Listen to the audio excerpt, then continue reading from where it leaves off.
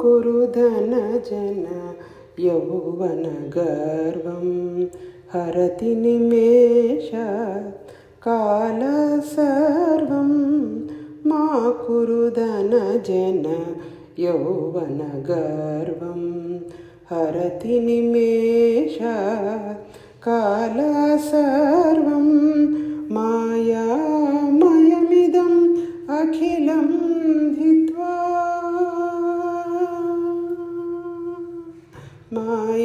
మాయామయమిదం అఖిలం హిత్వా బ్రహ్మపదం త్వం ప్రవిశవిదిత్వా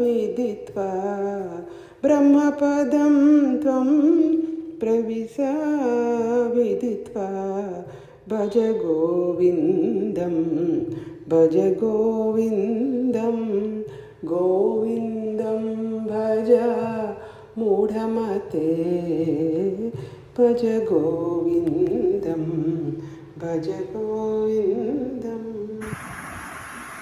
నీకు ధనము ఉన్నదని, జనులు ఉన్నారని, నీ ఆజ్ఞను పాటించేవారు ఉన్నారని, యవ్వనం ఉన్నదని గర్వము కలిగి ఉండవద్దు. కాలము వీటన్నిటిని నిమిష కాలంలో హరించి వేయగలదు.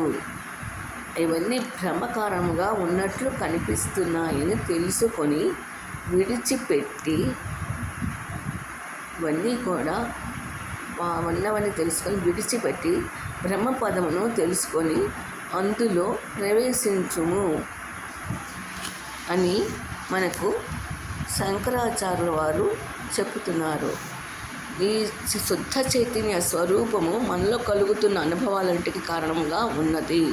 ఈ చైతన్యమే అనంత చైతన్యమైన పరబ్రహ్మ స్వరూపముగా అంతటా వ్యాపించి ఉన్నదని శంకరుల వారు మనకి చెప్తున్నారు.